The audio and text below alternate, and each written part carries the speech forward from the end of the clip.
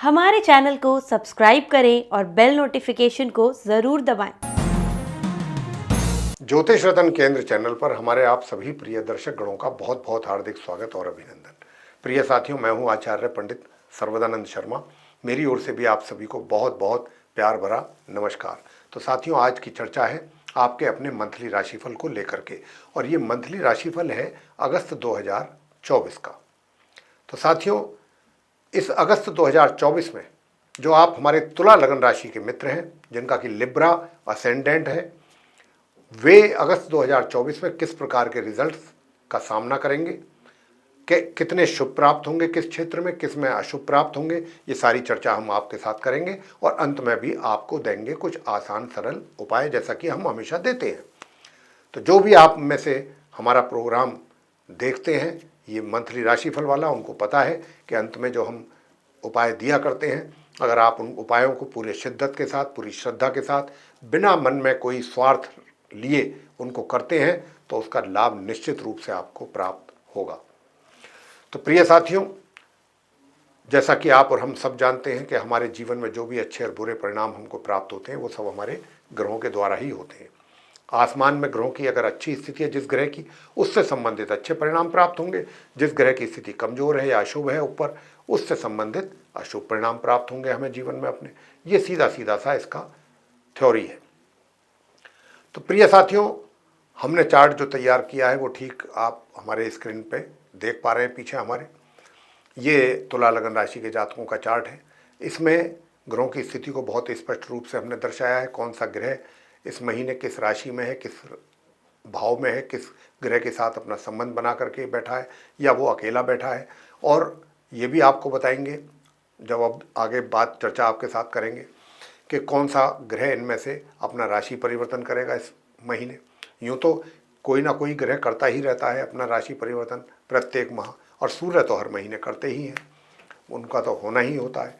और सूर्य के बाद जो चंद्रमा है वो तो 2.25 दिन में ही कर देते हैं, 54 घंटे में ही रहने के बाद एक राशि में अपना राशि से निकल जाते हैं। लेकिन चलिए, वो तो चंद्रमा है, जल्दी निकल जाते हैं 54 आवर्स में। लेकिन बाकी जो ग्रह हैं वो तो काफ़ी लंबे टाइम रहते हैं, कम से कम महीना तो रहते ही हैं, महीना 20 दिन तो ऐसे भी ग्रह हैं। तो ये सारी जानकारी हम आपको बहुत संक्षेप में देने जा रहे हैं। और क्योंकि हम ये इसलिए देते हैं जानकारी प्रिय साथियों, ताकि आपको भी इस बात का कम से कम इतना तो ज़रूर आइडिया हो, इतनी जानकारी तो ज़रूर हो कि ऐसा कौन सा ग्रह है कि जो आपके फेवर में नहीं है इस माह, और ऐसा कौन सा ग्रह है जो आपके फेवर में है। तो आइए चर्चा को आगे बढ़ाते हुए संक्षेप में बात करते हैं ग्रहों की स्थिति को लेकर।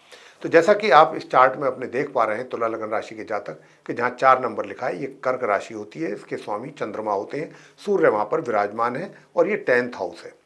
तो सूर्य अपने मित्र के घर में अपनी मित्र राशि चंद्रमा की कर्क राशि में विराजमान है। लेकिन 16 अगस्त को ये अपना राशि परिवर्तन कर रहे हैं और यहाँ से ये निकल करके आगे वाली राशि में जाएंगे, जहाँ पर 5 नंबर लिखा है, वो इनकी स्वयं की अपनी राशि है सिंह राशि, उसमें जाएंगे ये 16 अगस्त को। और फिर ये माह के अंत तक वहीं पर बने रहेंगे। 22 अगस्त तक तो ये बुध के साथ रहेंगे अपने समग्रह, और 24 अगस्त तक ये अपने शत्रु ग्रह शुक्र के साथ इस राशि में बने रहेंगे। आइए आगे बात करते हैं बुध ग्रह की। प्रिय साथियों, बुध जो हैं, जिनको अभी आप शुक्र उनके मित्र के साथ बैठे हुए अपनी मित्र राशि सिंह में देख रहे हैं, तो ये बुध जो है 22 अगस्त को अपना राशि परिवर्तन करेंगे। और जब ये करेंगे, क्योंकि ये वक्री स्थिति में भी, उल्टी चाल भी चल रहे हैं और ये अष्टमी है, स्थिति इनकी काफ़ी वीक है, तो ये वक्री और अस्त अवस्था में अपना राशि परिवर्तन कर रहे हैं इस माह अगस्त में 22 अगस्त को। और ये क्योंकि उल्टी चाल चल रहे हैं, तो ये आगे तो जाएंगे नहीं, उल्टी चाल चल रहे हैं, तो ये अपनी पीछे वाली राशि कर्क में जाएंगे, जहाँ 4 नंबर लिखा है, जहाँ से ये पहले निकल करके यहाँ आए थे, वहीं वापस जाएंगे क्योंकि उल्टी चाल है आगे। और फिर ये यहाँ पर 26 तारीख को पूर्व में उदय हो जाएंगे 26 अगस्त को, और 28 तारीख को ये मार्गी भी हो जाएंगे। तब इनकी पोजीशन थोड़ी बेटर होगी। फिर उसके बाद जब ये निकलेंगे तो नेक्स्ट मंथ आपसे बात जब करेंगे राशिफल की, तो बताएंगे बुध के विषय में आगे की बात। फिलहाल तो ये पूरे महीने कर्क में ही रहेंगे 22 तारीख से लेकर माह के अंत तक। आगे बात शुक्र की कर लेते हैं। शुक्र भी 24 तारीख को अपना राशि परिवर्तन कर रहे हैं और अपनी शत्रु राशि सिंह से निकल करके आगे वाली राशि में जाएंगे, जहाँ 6 नंबर लिखा है, वो इनकी नीच राशि है, बुध की राशि है। तो ये अपने कहने को तो मित्र की राशि है, लेकिन यहाँ पर ये नीच की राशि हो जाती है शुक्र की। तो शुक्र अपनी नीच राशि में प्रवेश करेंगे 24 अगस्त को मार्गी और उदय अवस्था में, और यहाँ पर इनके मित्र ग्रह केतु का साथ इनको मिलेगा माह के अंत तक। बात कर लेते हैं मंगल की। मंगल भी जो है अभी फिलहाल तो वो अपने मित्र ग्रह बृहस्पति के साथ अष्टम भाव में शुक्र की राशि वृषभ में बने हुए हैं, लेकिन ये भी 26 अगस्त को अपना यहाँ से राशि परिवर्तन करते हुए निकलेंगे और आगे वाले घर में जाएंगे जहाँ 3 नंबर लिखा हुआ है। 3 नंबर जो है ये भी बुध की राशि है, मिथुन राशि। तो यह इनकी शत्रु राशि है मंगल की, तो ये अपनी शत्रु राशि में जाएंगे 26 तारीख को, और फिर माह के अंत तक मार्गी और उदित अवस्था में वहाँ बने रहेंगे। साथियों, आगे बात करते हैं गुरु बृहस्पति की। गुरु बृहस्पति जो है अपनी शत्रु राशि वृषभ में अष्टम भाव में बने हुए हैं। अब 26 अगस्त तक तो ये अपने मित्र ग्रह मंगल के ही साथ रहेंगे, और 26 के बाद भी ये यहीं पर बने रहेंगे मार्गी और उदित अवस्था में गुरु बृहस्पति। आगे बात करेंगे राहु की। तो राहु भी जो है साथियों अपनी सम राशि मीन में छठे भाव में पूरे महीने इसी प्रकार बने रहेंगे। बात शनि की कर लेते हैं। तो शनि जो है वो भी वक्री और उदित अवस्था में अपनी स्वयं की राशि कुंभ में पंचम भाव में बने हुए हैं और इसी प्रकार बने रहेंगे। तो प्रिय साथियों, आगे और अंत में बताना चाहेंगे केतु के विषय में। केतु भी जो है अपनी सम राशि कन्या में बने हुए हैं और बने रहेंगे, और 24 अगस्त से उनके मित्र जो हैं शुक्र भी इनके साथ आके संबंध बनाएंगे माह के अंत तक। तो साथियों, ये तो रही चर्चा ग्रहों की स्थिति को लेके। अब इन ग्रहों की स्थिति के आधार पर जो रिजल्ट्स आपको मिलने हैं तुला लगन राशि के जातकों को भिन्न भिन्न क्षेत्रों में, डिफरेंट फील्ड्स में, वो किस प्रकार के होंगे रिजल्ट्स, अब उसके विषय में आगे आपसे चर्चा करेंगे। सबसे पहले बात करेंगे आपसे आपके प्रोफेशन को लेकर के। तो मैं आपसे बताना चाहूँगा कि 1 तारीख से लेके और 16 तारीख तक आप अपने प्रोफेशन में, अपने करियर में काफ़ी सफलता की ऊंचाइयों पर जाएंगे। यानी कि बहुत अच्छी पोजीशन आपकी अपने वर्क प्लेस में रहने वाली है, और आपके कार्यों की एक तरीके से वर्क को देख के, आपकी एफिशिएंसी को देख के जो आपके सीनियर्स हैं वो खुश होके आपके काम से कोई बड़ी जिम्मेदारी भी आपको दे सकते हैं या आपकी पदोन्नति भी कर सकते हैं, इस बात की भी संभावना है। लेकिन 16 अगस्त के बाद क्या चीज़ें होंगी वो मैं आपको बता रहा हूँ। 16 अगस्त के बाद आपकी इनकम में बढ़ोतरी, यूँ तो इनकम तो आपको अभी भी है, पूरे महीने रहेगी, लेकिन 16 अगस्त के बाद से आपकी इनकम में और वृद्धि होने के भी संकेत है। और उसका सीधा मतलब यही निकलता है कि जो सूर्य आपको पदवी दिलाएंगे, जो प्रमोशन दिलाएंगे, उसका जो एरियर वगैरह आपको मिलेगा या जो पैसा उसमें आपकी वृद्धि होगी, वो उसके कारण सूर्यदेव फिर 16 तारीख के बाद से उस धन की प्राप्ति आपको कराएंगे। आगे बात करते हैं कि भाई धन की प्राप्ति की बात हो गई, सुख सुविधाओं की भी बात कर लेते हैं। तो सुख सुविधाएं जो हैं वो सामान्य ही रूप से आप उनका लाभ ले सकेंगे, मित्रों का भी सहयोग बहुत अच्छा प्राप्त कर लेंगे। आगे बात करते हैं कि भाई जो भी आप हमारे तुला लगन राशि के जातक हैं, आपके प्रेम संबंध कैसे रहेंगे। तो आपका जो प्रेमी है या प्रेमिका है उसकी ओर से आपको एक तरीके से बहुत अच्छा रेस्पॉन्स रहेगा, बहुत ही अच्छा रेस्पॉन्स रहेगा।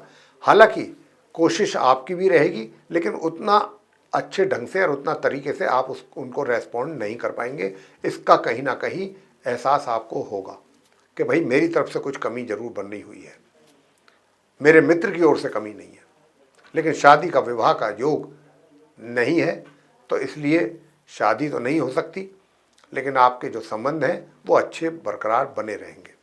उसमें कोई ज़्यादा ऊंच नीच वाली बात हमें नज़र नहीं आ रही है ग्रहों के आधार पर। प्रिय साथियों, प्रेम संबंध के बाद आपसे बात करेंगे वैवाहिक संबंधों की।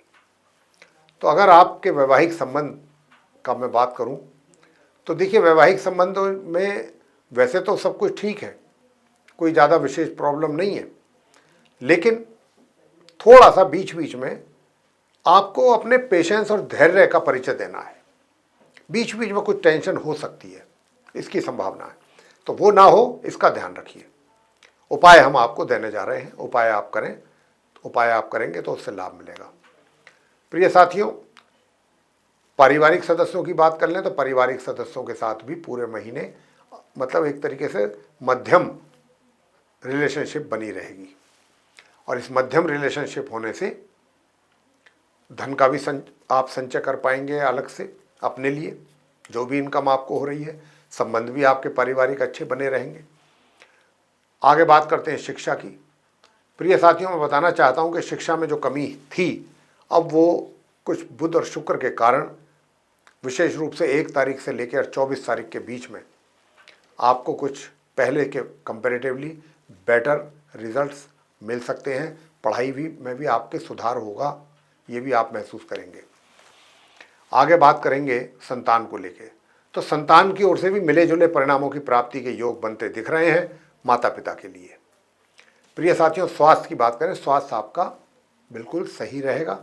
यूँ तो यदा कदा कुछ थोड़ा कोई जुकाम हो गया, खांसी हो गई, वो एक अलग बात है। ओवरऑल स्वास्थ्य आपका अच्छा रहेगा। तो उपाय आपको कौन से करने चाहिए? उपाय आपको करने चाहिए कि हनुमान जी की सेवा करें, हनुमान जी की पूजा करें, गुड़ चने का प्रसाद बंदरों को खिलाएं, हनुमान जी पर भी जाकर के चढ़ाएं। और अगर आप हनुमान चालीसा का पाठ करते हैं तो बहुत अच्छा रहेगा। राहु स्तोत्रम का पाठ भी कर लें तो भी कोई दिक्कत नहीं।